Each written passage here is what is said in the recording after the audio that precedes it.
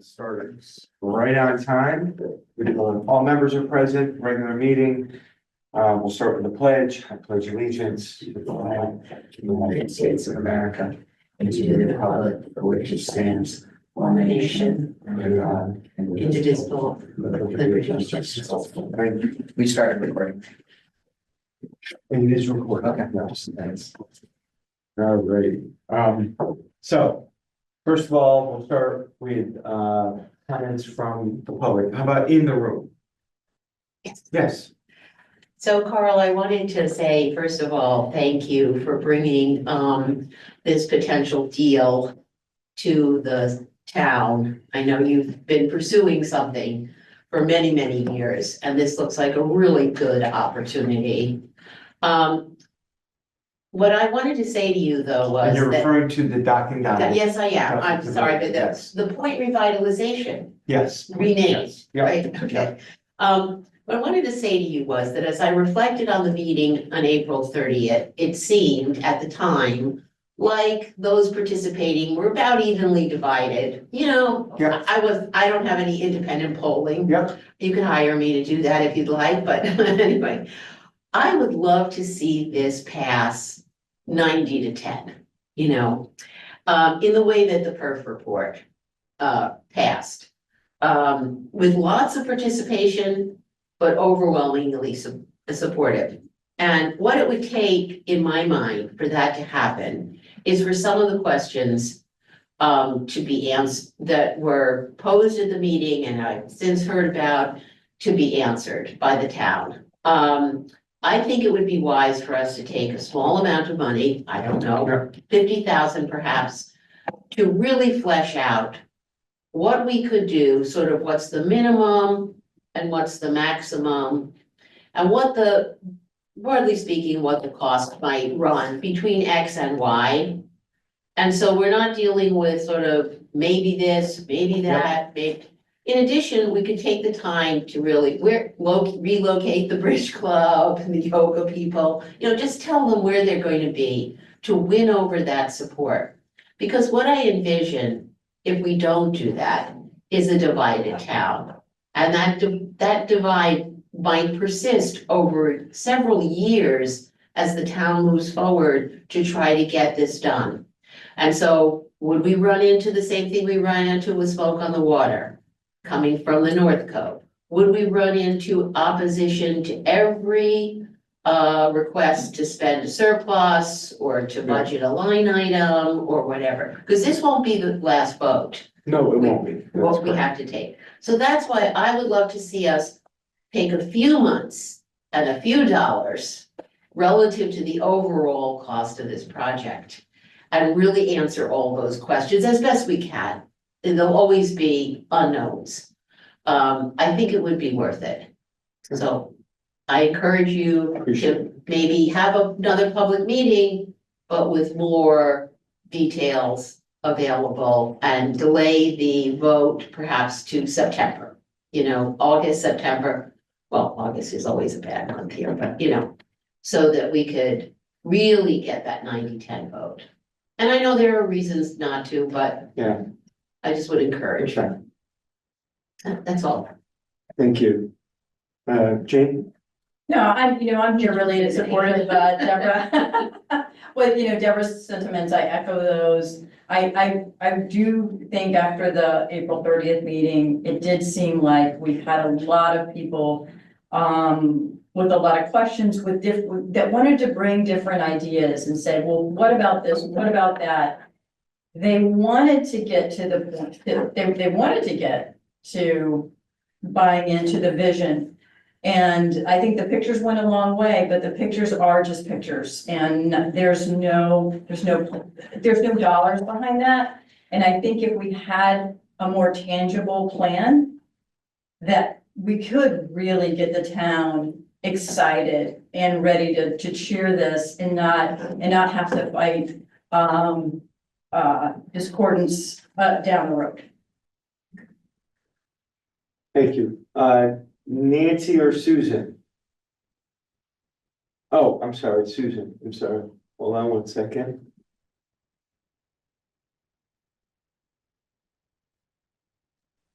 Susan, you should be able to speak. Okay, can you hear me now? I'm trying to speak and I don't know if you can hear me. Yeah, yes. You can. Thank you. Thumbs up in universal language. Um, I have a couple of thoughts, and I'm going to do it as chairman of the Park and Rec Commission because there were some questions that we had that haven't been brought back to us in an answer form. And one of them was the succession question about what happens if the owner, John Kadama, should pass away. How does the lease continue? And another question was whether the lease could be sold and given to some other entity.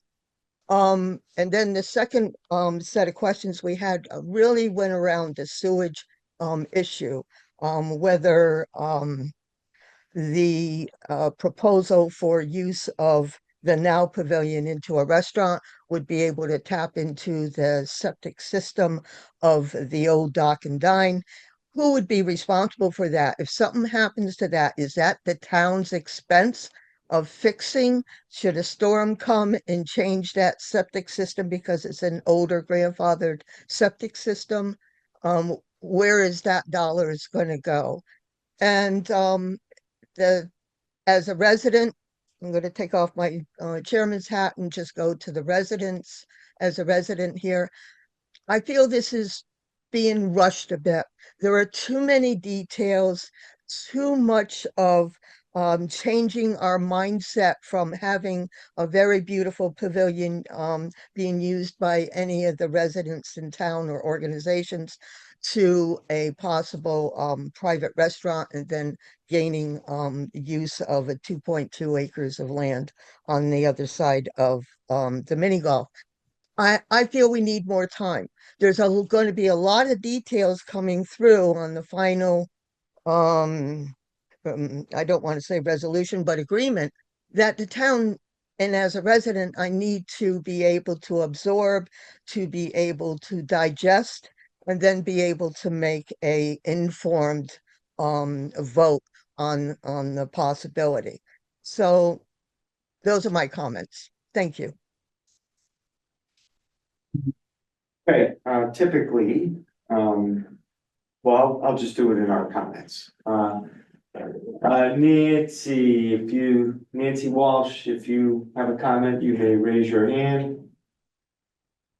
And Nancy, I know tunes in a lot. Listen. Okay, why don't we do comments from the Selectman? Matt, I'll turn to you. I think I'll save my comments for when we get into the agenda items, because it's really focused around the point project. Scott, you I think we could study this thing forever and ever and still not have a solid plan, because plans are malleable as we go forward. So I think we have an opportunity at this point in time that it's something that we must seriously consider, and I think that I think it's pretty obvious that people are definitely I think they recognize the opportunity and know that it's something that we should absolutely pursue. And if we went to referendum in the very near future, I think we'd be affirmed with that decision. And I appreciate the comments that you're all making. I don't disagree with anything that I've heard. However, I do believe that, you know, you're not going to ever know, and we're not going to have the information that I think may delay the process, and it may delay the opportunity or lose the opportunity. So that's my comment. All right.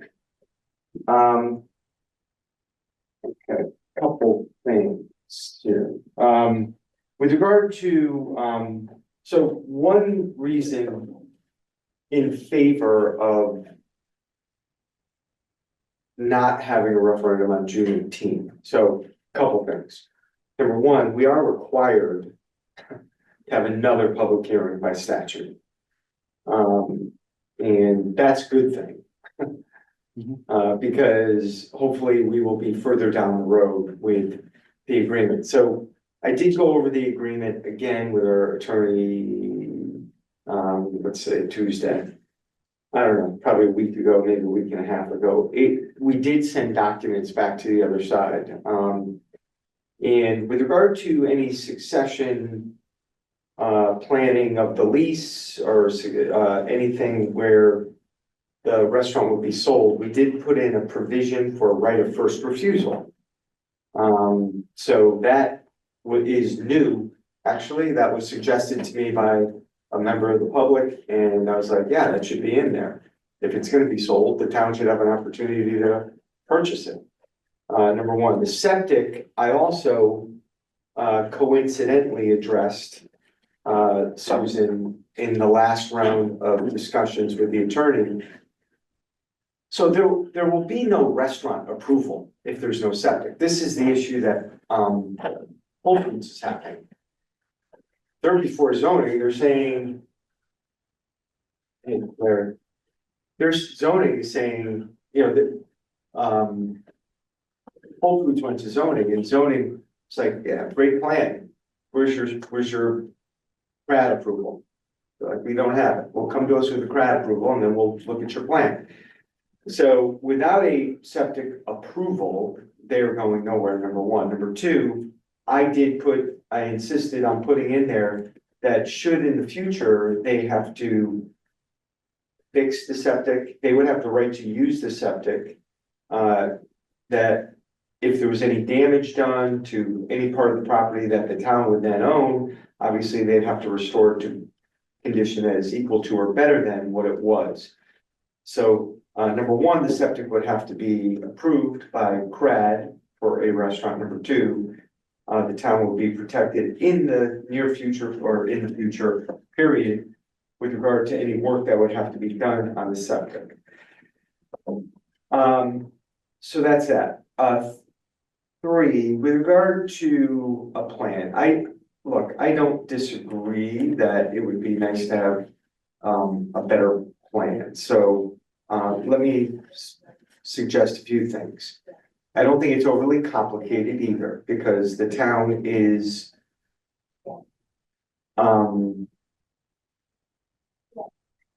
not making this dynamic open space. There's not gonna be a building, there's a proposed pavilion on it. We do have a proposed cost for the seawall that Bob Murphy and Lou Vinciguerra from the Harbor Management Commission did about 6 months ago. And that was on the high side, they figured about $325,000. And the reason it's not crazy high is because we're not tearing down a seawall and rebuilding it. We're basically putting stone revetments and then building from behind or digging from behind and pouring concrete in. So it's not this, massive reconstruction from the ocean side or the sound side of a seawall. And their estimate was about $325,000. It wouldn't be hard to get an estimate from Jesse Dibble as to what a 100 by 100 or whatever it's going to be parking lot would be, and then some landscaping. And Ray Allen did get a quote on a 30 by 80 pavilion from a company that builds pavilions. Now, this is not a 3-season pavilion, it's just a pavilion, and it was $132,000. So there are, you can easily see yourself getting up into the, just between the seawall, 100, you're 500,000 with a pavilion. And then if you had to dig up the whole property, mill and pave and a lawn, putting down grass seed or putting down whatever we chose to put down there, you could definitely be in the upper 6-figure range, pushing 7 figures. So there has to be investment in the property. I think we all know that. I all along, well, not all along, but even more recently have felt that acquiring this property is something that 10 years from now, people will be like, oh my God, I can't believe we ever even had to consider that. Because I think it's just, once it's integrated into town open space, I think people are just gonna take it for granted that we should have had it all along. So that is kind of where I am, and I think 10 years from now, if we don't acquire this, I think it'll be regret. I think people 10 years from now, if the town had to buy it at that point, would be very, it's gonna be one of those deals that I think people will be just like, God almighty, we had a chance to acquire this, and we did it, 2.2 acres on the river. So with that,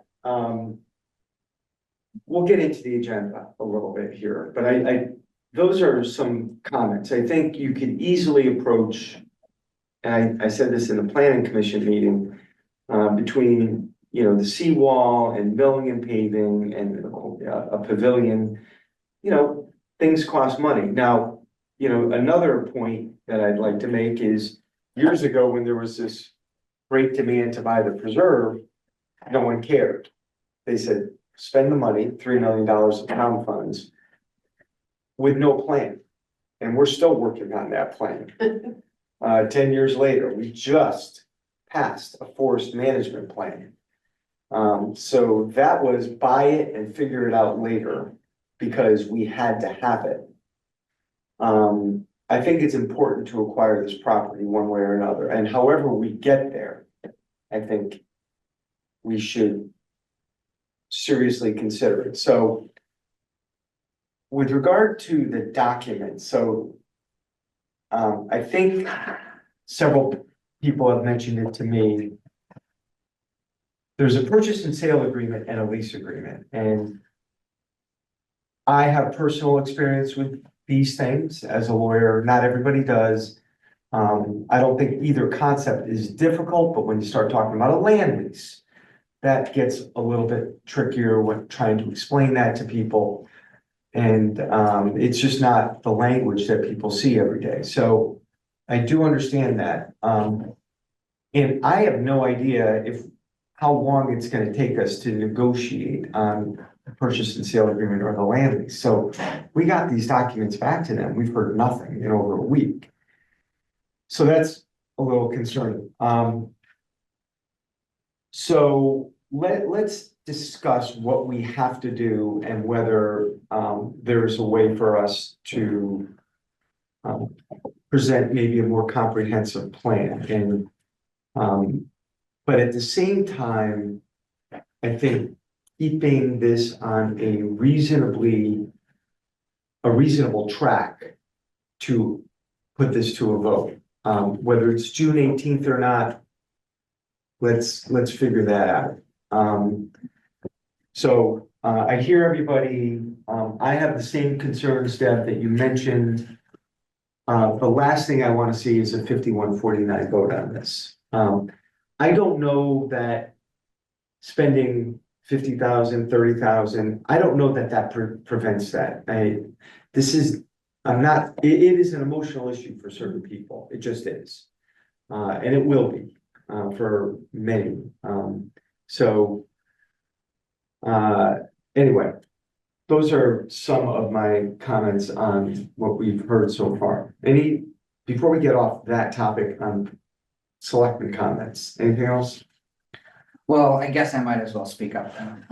And I'm in support of this very much, and for a lot of the reasons that you just stated, Carl, and as Deb stated, I think that a decade from now, it's a no-brainer, and the risk of not moving forward is just as concerning. I think that whether my only reservations on timeline at the moment are to make sure that you, me, Scott, the Park and Rec Commission, all have the time to appropriately have the information and do our best to communicate it to the public so that they have as many of these answers as possible. Susan Esty brought up the questions around wastewater. You've addressed that a little bit. That's a common question that I kept getting asked about. And I didn't have the answer to that. Specific kind of scenarios around the transfer of the property.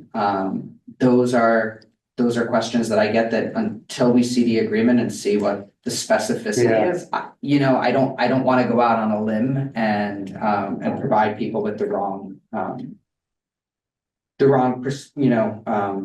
potential answer. And then, to Scott's point, and I do agree, municipalities do this all the time. We study things to death. And I've tried to explain to everybody that there are baseline expenses that we would have to put in to have a bare minimum publicly acceptable park at that point. And I said, beyond that, that's the democratic process. That is people giving their input as to what is the end result of the park that we have. How much do we want to invest? Do we just want a pavilion? Do we want other amenities there that like a playscape, or how many trees? Those are things that increase the budget. And we need to go through a process for that. Answering questions around zoning and food trucks. We're not going to go down those roads until we know if we're going down this road in the first place. So we need I think the more that we can present very clearly to people, specific answers. This is the baseline budget that we've had professionals provide us with quotes and estimates for, so that we know that that's a real number and not back in the napkin. The specificity around transfer. Another question that I get is traffic. How will both a premier park and an additional dining establishment impact traffic on College Street and in that area? Mhm. Those are the common questions that I'm getting. But I think, again, going back to the work that we all have at the Board of Selectmen and the Park and Rec, I think it's not like we have to put some, just kind of nominal amount, but being willing to take dollars now and make sure that we can get the right estimates, engineering, that we need, I think is a demonstration to the town that we're committed to make the investment in this project and make sure that we're making the investment and being transparent as to what we're committing to as a town. Because I do think that we can get people on board. I've talked to a lot of people that said, I went into that meeting on the 30th and I was against it. And I walked out and I'm for it now. So we're making that progress with the town residents. And, for the three of us, we were given this information over a year ago when the idea first came to us in executive session. And we all had our, reservations knowing that this was a trade-off. And so we've had a lot more time to process this and think through the positives and the risks that we're presented with right now. So I think that's my comments at the moment. Okay.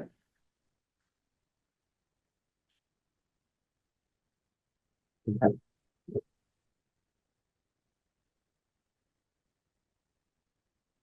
Okay, I have a couple other comments. We did meet with David Corus from CMDA, not MRDA. And good conversation. In fact, Chris Costa immediately sent him all our zoning regs. She's being super strategic about how she's approaching this. And this is with regard to getting some additional housing, hopefully on Main Street, and helping some of the property owners enact some of the ability to increase housing stock on Main Street that's already on the books, but perhaps with some CMDA assistance. It's going to involve a little bit of soil testing, just to make sure that there'd be enough for septic system capacity. And she is trying to get some money from Department of Housing through Ben Lovejoy. And they seem actually very much on board with assisting the town in doing that. So what Chris is trying to do is partner with two state agencies and combine their resources to benefit the town. Subsequent to that meeting, David Corus emailed me and said he's doing a piece with NBC, the local affiliate, on his new role at CMDA, and they are choosing to walk down Main Street, Old Saybrook. And he said, will you join me? So think that is next Tuesday, about 9 o'clock that we're doing that. For the life of me, I'm glad he's choosing, next Tuesday, I'm glad he's choosing Old Saybrook. I think the point that he's trying to make is that we're not here to only help Bridgeport and Hartford and New Haven. We're here to help towns be the best they can be. And that may be adding 20 units here and not 150 units, but to help towns do what they want to do, as long as it fits within the mission of CMDA. For CMDA stands for what? Connecticut Municipal Development Authority, And it used to be MRDA, MRDA. the Municipal Redevelopment. So anyway, we did meet with him and productive conversation moving forward with that. Just a real bit of kind of sad news that was given to me last night. I don't know how many of you knew Joe Desitel, lives in town. Joe owns Downs Construction Company. They built the police station. Lived in town. I mean, saw Joe walking after he built, and just a wonderful guy. And I was notified last night that he suddenly passed away. And I knew Joe pretty well, so I'm bringing this up, but he did spearhead one of the main construction projects that we've had in town over the last 12 years, and that was the construction of the police department with Downs Construction. So condolences to the family. We've had a very busy week of bids. So Chalker's Mill Pond Dam went out to bid last week. Low bid was about 185,000. We have set aside over about 300 to 350,000 for that project. And there were 5 bids at 250 and under. So we're good. We had 7 bids on that project, which is great. Yesterday, we bid 2 other projects, sidewalks from Dairy Queen to Westbrook. That came in at about 1.2 million as the low bidder. And this is the downside of it. No, I mean, I hate to jump doors because it's a public meeting, but and we have about 1.5 set aside on it. So you said it came in at 1.2? 2, Okay. and it was Bill Layton, who's done a lot of sidewalk work in town. So Bill is a very reliable guy who does sidewalks, and he's really good at it. They move right along. So really happy with that bid. The other bid that came in yesterday, which was interesting, was the Main Street crosswalks. And that bid came in higher than expected. There's only 3 crosswalks that we're proposing to do. And the bid, and I have to verify this, it was about $500,000 for 3. And I really didn't think it would be that high. Now, we do have $500,000 set aside for that project, but it's just hard to believe that a crosswalk is $170,000 to put in. But these are sidewalks, irregardless, we're doing those crosswalks because that's one of the most important projects that we can do with our Main Street. So very busy week, good bidding, we have the money set aside, so we're in good shape. Ryan Walsh, doing well. I've been meeting with him weekly. Police department seems to be just humming right along. Getting ready for our June 22nd, our Celebrate Saybrook Day. We had a meeting last Thursday or Thursday before. We're laying down putting everybody where they need to go.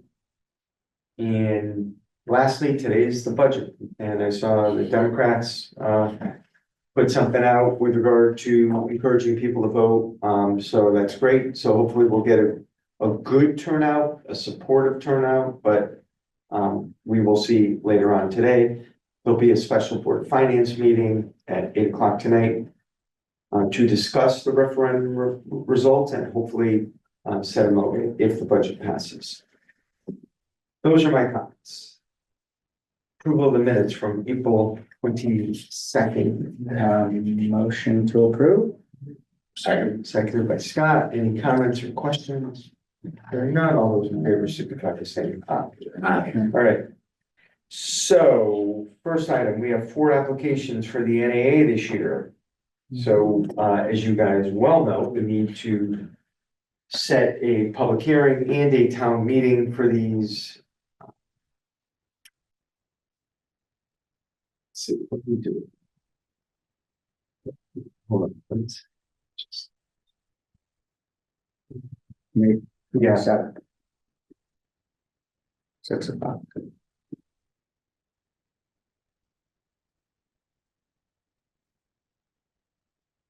Okay, well, why don't we, on the public hearing, I'll make a motion that we set a public hearing on this for May 27, 2025 at 6 p.m. right here at 302 Main Street in the first floor conference room.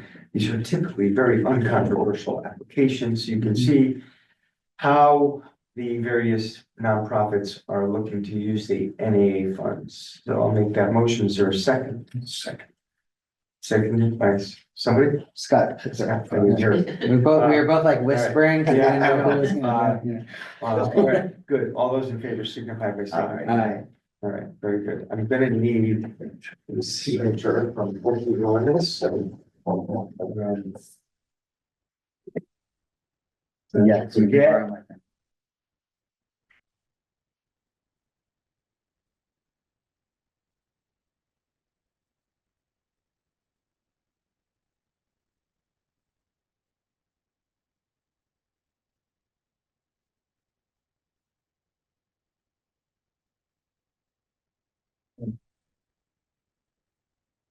Just.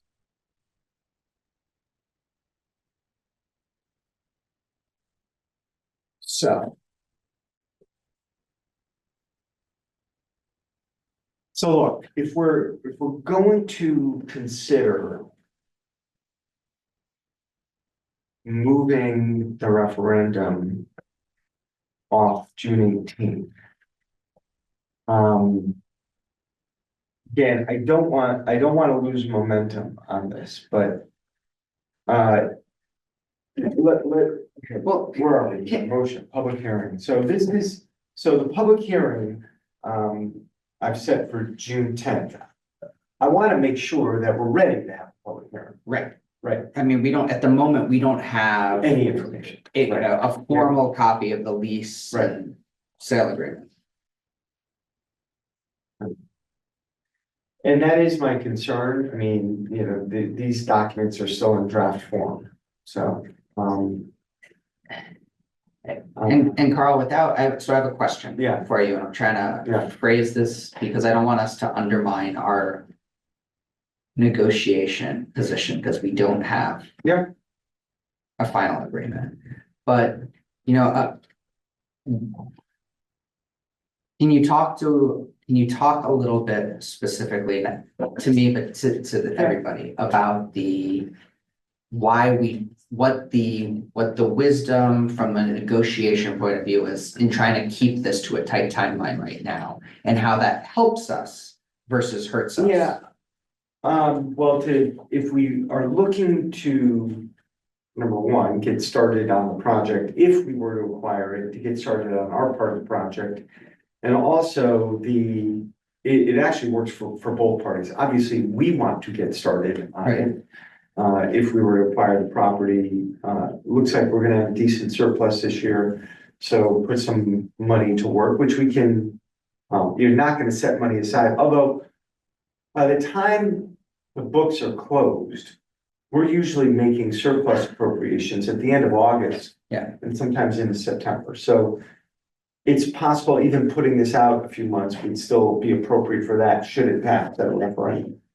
And the restaurant owner, in theory, you have to close out all your pavilion events. Yep. Which get booked, let's just assume they're gonna get booked 6 months in advance. And then let's assume it takes him 6 months to do his outfitting. So I think there's some anxiousness on that side, and not that we have to be overly concerned with that, but you know, I think I've said to both of you, we were in a meeting once and they were trying to move it along. I'm looking at them like, you've let this property sit for 13 years. Don't start putting pressure on us. So I am truly less concerned about that, and I'm more concerned about the timing for the town, obviously, as we all should be. So I don't think putting this off slightly will hurt anything. And I want to make sure that when we do go to a public hearing, that you're right, that we have rock solid information on the lease and purchase agreement, that we have an agreement, we can go to people and say, hey, we have a right of first refusal. The septic issue, no issues with that. And my only concern with getting better plans or a cost estimate, that can cut both ways. Mhm. So it is going to take investment in this property. It's a piece of junk. And you can run through $1 million pretty quickly. Yeah, it's a public meeting. I just said that again, okay?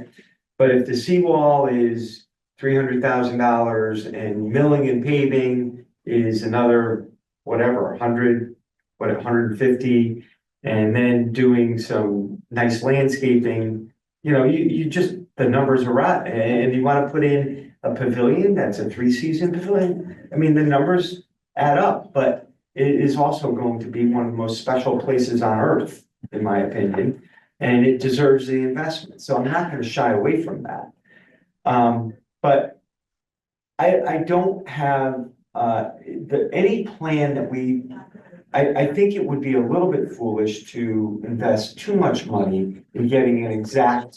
Yeah. Because if the referendum fails, then you've spent money on, and not that that's the worst thing, people have their information and they voted on it. So I'm not opposed to, we can table a little bit of this for now, maybe we table it and just set new dates Mhm. for that. Maybe that is the way we should handle this. Yeah, I'd be comfortable with that. And then what I can do in the meantime is put some pressure on the other side to say, hey, we sent you documents and it's been silent. So why don't we nail the documents down so that the public can know what they're getting? In the meantime, keeping, not ruling out July. And even August. I mean, you're gonna have a referendum, you gotta be careful about school, and I know we do it with the budget, but it becomes a lot trickier. So there's no harm in doing something in the summer, and there will be absentee voting. Yeah. So it's not like people couldn't vote if they want to, or if they were on vacation. I've had several people call me, what? Absentee voting on a referendum? Well, would have absentee, yeah, I mean, there'll be. Okay. Even if we did this now with this timeline, Yeah. you would have been able to vote in advance. We would have had the ballots ready. Okay, You would not have been able to request a ballot to be mailed to you and mail it back to you. You request an application for a ballot, you get it, okay. and then you send it in. That won't happen. But if you know you're gonna be away, you can walk into the town clerk's office, get your ballot and vote, and give it right back to them and say, I'm out, you're done. So that was available even on this timeline. Okay, And it will be available on any other timeline. It has to be. You can't just, I think we have to have the ability to vote if people by absentee ballot. So, all right, so why don't we do this?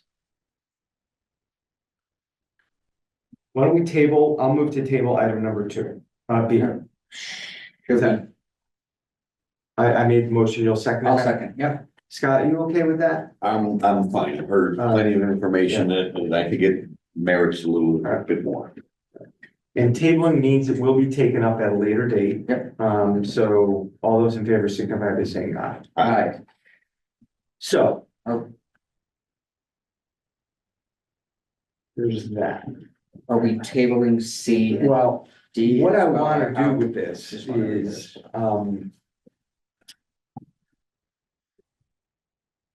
since we've not voted on this, so what I'd like to do is, if we're gonna have a town meeting, I have to have a town meeting for these NAA applications. Yeah. So I wanna move, I'm gonna make that we call a special town meeting on May 27 subsequent to the public hearing. That's how we've done it in the past with the NAA applications. So what I'm gonna do is, Tuesday, I'll change this after. So we'll amend the call of the special, we don't have to amend it. I mean, it's an agenda item, but the call of the special town meeting will only have one item, and that will be 4 subsections, and that'll be the NAAs, and the date will be May 27 following the public hearing. The rest of the town meeting that is on the agenda today will be tabled, and that would be, it was going to adjourn the referendum anyway, so, really it wasn't even going to be taken up at that town meeting. But I do want to move the date. Yep. Since Yeah, there's no why be reason out to on push it out. a different night? Yep. If you don't have to be. So I'll move the call of the special town meeting, to have one item, and that is with the NAA applications, and to remove the other item with regard to the Dock and Dine property, and change the date and the location, May 27, following the public hearing in town hall. And that agenda will be modified. If you, I don't know what your time frame is, I'll need you to sign it at some point too. Yep. Okay, yeah, I'll Right. second that motion. Okay. All right. Any further comments? Hearing none, all those in favor signify by saying aye. Aye. So, but I want to be clear on this. I'm gonna move on this still, I hope, with reasonable speed to get some cost estimates, basically for the parking area. Maybe call Brad Hull Yep. and say, in your professional opinion, what's it gonna cost to landscape something like this? You know, I think it has to see if get a pavilion with sides that we can make it into a 3-season, maybe it'll give us a little time to work on something like that. Because that was a rough estimate. The seawall, we're still waiting for a permit from DEP. But the Harbor Management Commission is pretty confident in their estimate, and I gave you the high estimate for them.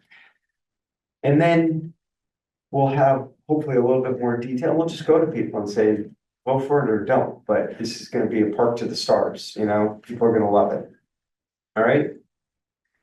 But not ruling out moving this when it's time to move it. And that may not be 3 or 4 months from now, it may be sooner.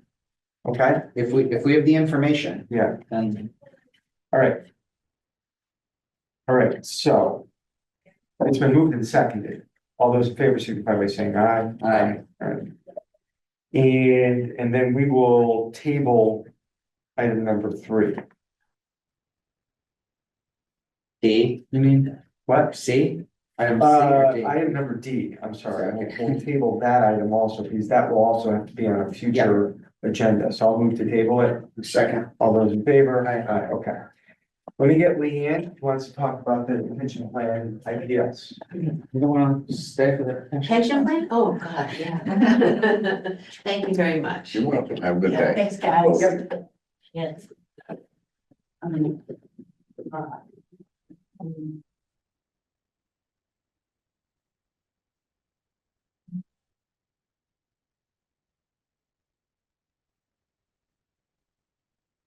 I know, it said, you don't want to talk about the pension plan? Hello. Hello. Good morning. Good morning. Hey, there are a lot of attachments I have to find. Oh, don't worry about the attachments. Okay, so the investment policy statement revisions are looking for approval by the Board of Selectmen. The pension and benefit boards recommends that you do approve it. So typically, we do this annually, and actually this one has taken us 2 years because we had a lot of discussion and kind of a mini asset allocation review as part of this. In the end, we didn't really end up changing too much. We ended up tightening the band for US equities so that we would have a larger allocation of US equities. There's been a lot of discussion at the pension board about having too much money in emerging markets and international markets, particularly when the US markets have been so successful. So we did make a small change there and reduce the overall cash position to make sure that that is implemented. The other noteworthy thing that I would bring up is that the actuarial assumptions, which we have been reducing methodically every single year. I forget what they were, 8%. Now they're down to 6.75 and 6.5% for the town and fire department respectively. And our actuary actually said enough is, it's enough. You finally have reached equilibrium, which is great news because the pension board was ready to reduce those rates as well. So, and then the final thing is that we just added language to recognize the QRDO status, and that's, I forget what exactly those initials. Qualified domestic relations. So when somebody gets divorced and their partner gets part of the pension, we had a couple cases like that, and we had to work that into the policy. So those are the major changes, and Morgan Stanley did review and work side by side with all of us during this, and I'm happy to answer any questions. Certainly appreciate your expertise in this area, because it benefits all of us. Yes. You can also do a great job of explaining each year. Oh, well, thank you.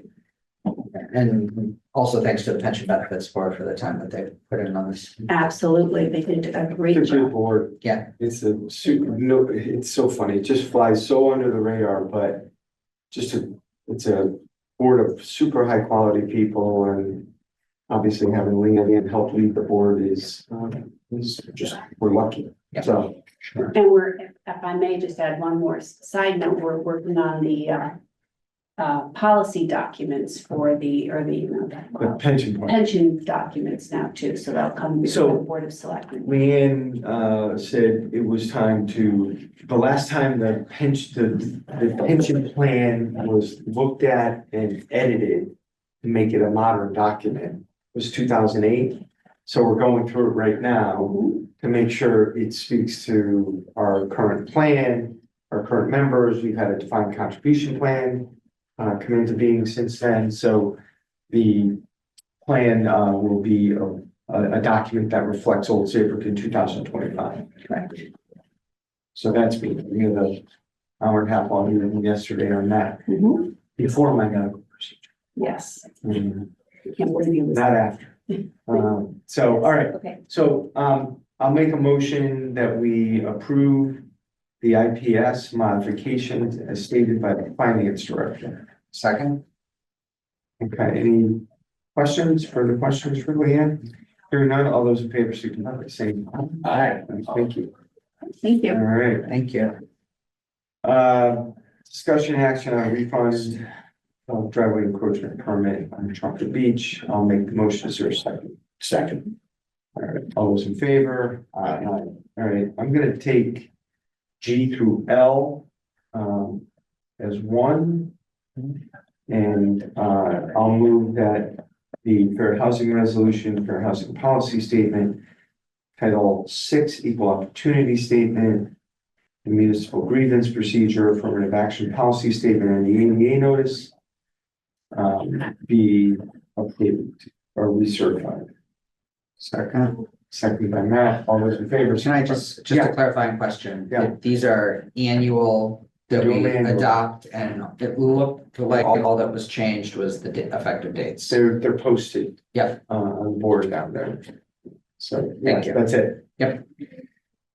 If I remember correctly, that was something that you spoke about getting on the website that Yeah. available for employees, and I think Yes. that's all been addressed. Pardon? Good memory. It's funny, because I a unique little topic. Great. All right, all those in favor, signify by saying aye. Aye. Appointments, item number one, we've had Mary Delmonico resign from the Acton Library Board. And to put her in her place, Maureen Lawson. It's the remainder of a 6-year term. Maureen works for, do you ever No, I didn't see that attached. Well, Maureen works for United Healthcare and manages.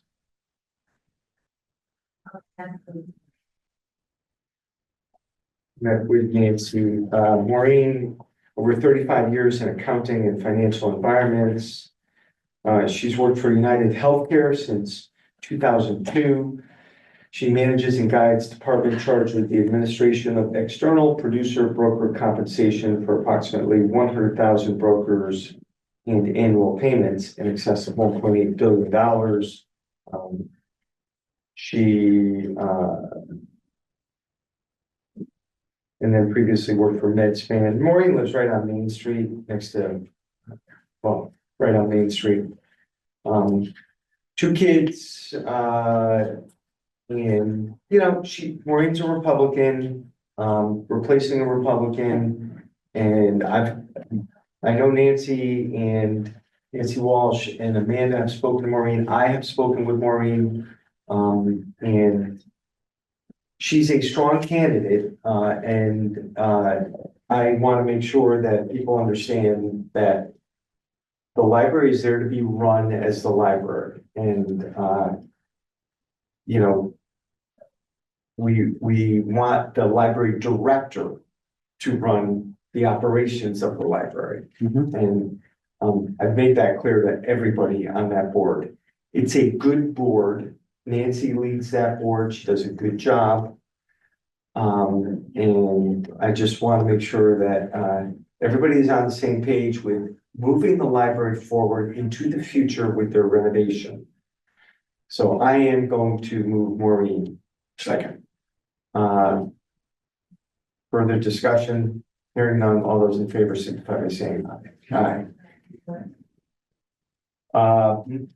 Brad, Dr. Dunn has been incredible. He's served on Brad forever. We're lucky to have him. He runs a biotech firm, Iterum. They're on the Research Parkway. Don't hear boo from him. You know, the Crad's been run well. Do you know Michael Dunn? I'm acquainted with his wife. Yeah. We're lucky to have him in town. He's an entrepreneur. I hope, you know, hopefully he is willing to do this. When he gets the letter, he may send it back to me. But I haven't heard that he hasn't been attending. So, so I'll move Michael Dunn. Is there a second? Second. All those in favor signify by saying aye. Aye. And I don't know whether he's an R or a D, to be honest with you. I really don't. I just know we're lucky to have him. This is Conservation Commission, Francine Gronkowski. I'll make the motion. Is there a second? Second. Can I just ask a question? Yeah. Who, because it was, oh, so this is to replace Larry Ritzhoft? Yes. Okay, This was put forward by the DTC, this name. okay, thank you. All those in favor signify by saying aye. Aye. All right. Economic Development Commission, Erica Cosenza, and then Erica's currently an alternate. David Fogel would be appointed in her position. Look, in full disclosure, Deb Shaw came to me and said, you know, I think the board right now is either 4-3. This would make it more of a 5-2 board on EDC. Erica's a worker. I don't know if you know Erica, Matt. She's been on EDC for a while. Jen Donahue said, she's one of the people I turn to like every day. She works, she gets it done. And I explained that to Deb. Deb was okay with it. And you know, David's brand new. David came to me, just said, you know, my job is either he's retired or whatever. How do I get involved? And I sent him to the DTC as a Democrat, wants to get involved. Now he's going to your meetings, I think. And I wish I could, you know, I feel like I've sent so many people. Well, I mean, if they want to get involved, they have to. Yeah. Mike, I forget his name, was another one. He's on the Mariners Way. No, he's on a different committee. But Mike McDonald, I think his name is. Anyway, so So this is elevating Erica to replace it is. Casey It and is, and adding even though David as. it throws off the numbers a little bit, we all know that's not a political board at all. And it really comes on the recommendation of the director. Otherwise, all right, so I'll move Erica. Is there a second? Second. All those in favor? Aye. Matt, you good with that? Yeah, I said, Okay, and yeah, David, I'll move David second, onto the, yep, and is there a second? Seconded, all those in favor? Aye. Matt? Does that board even meet? we met. Gosh, I wanna say it was like summer of 21 or 22. We met once. We came in and it was to spend down. There was a fund that we were spending down. That's the only time the oversight committee met.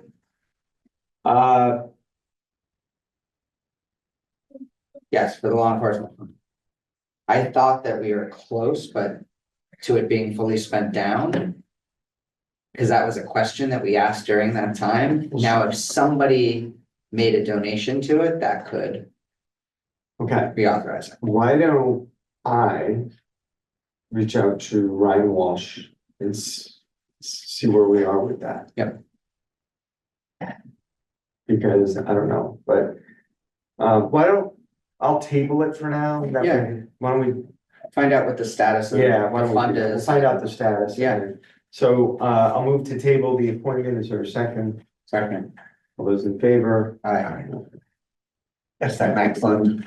Yeah, Yeah, the remains of it. I thought we had And spent, I- I thought we spent the whole. I remember that, but yeah.